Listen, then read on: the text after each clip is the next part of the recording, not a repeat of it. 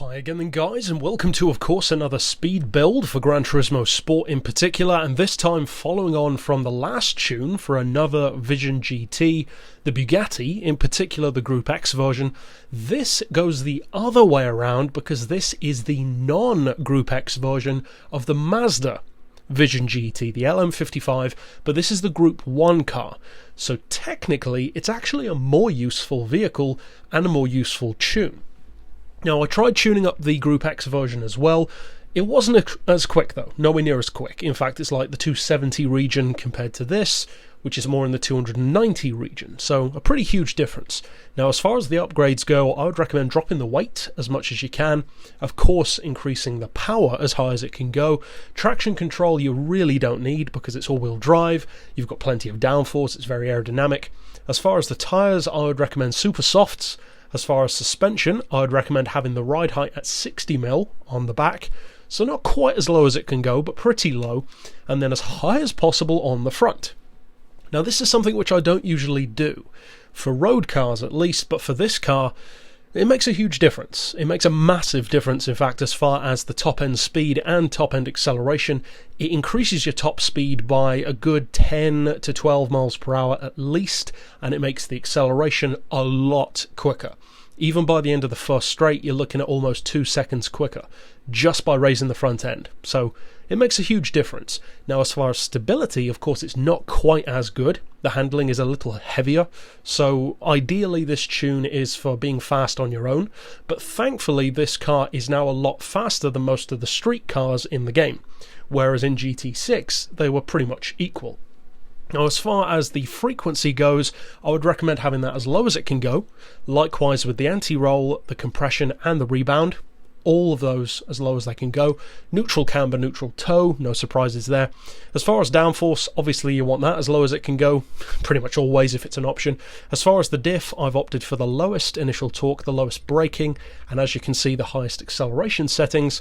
And then finally, of course, for the gearbox, you want the fully customized transmission, 249 miles per hour. Some people seem to not hear that every time and wonder why they can't get it in kilometers, because they're different, obviously. Then as far as the individual gears, I would recommend 3.075, 2075, 1575, 1260, 1060, 930 and 820, with a final drive of 2850. Now technically you can still get it to be pretty much just as quick if you put it on 2.9 for the final drive, but of course you won't have quite as much slipstream potential. And if you can do the same speed and have more draft potential, you might as well do that. So that's it for the tune. But now of course what you want to see is, as we always do, put it out on Route X to see how quick it can go. Now, for those who are wondering what the top speed of this car is in kilometers per hour, not just miles per hour, because of course 289 is the mile per hour speed under its own power. As you can see from the slipstream, just speaking to that top speed and acceleration, the difference that I've done there is I've actually lowered the back all the way on the Ghost that you can see just ahead. So as you can see, it does make the car even quicker, but the top speed is exactly the same. So you get to the top speed a little bit quicker, but as you can see, I'm not actually dropping any further behind now. So you can do that if you want to, but I would strongly recommend having the rear suspension on 60mm because it makes a huge difference to the handling.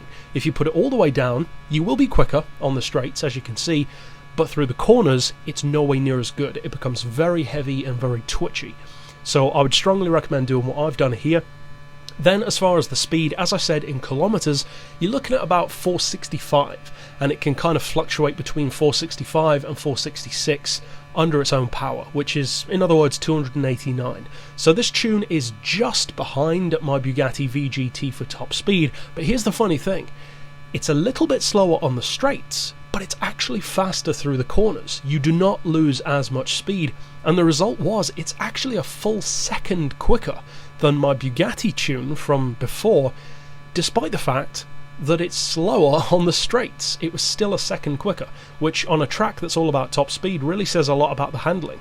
So overall, if you do decide to use this tune, you can definitely win races with it, that's for sure. You do have slipstream potential, as you can see from the red line down there. We're not even near to it yet. I haven't tested it, but I should think you could comfortably go over 300 with this car. So if you want to check out my other tunes, of course, click here on screen. Now that's it for this build. So obviously, I'll see you next time, and for now, as always, thanks for watching.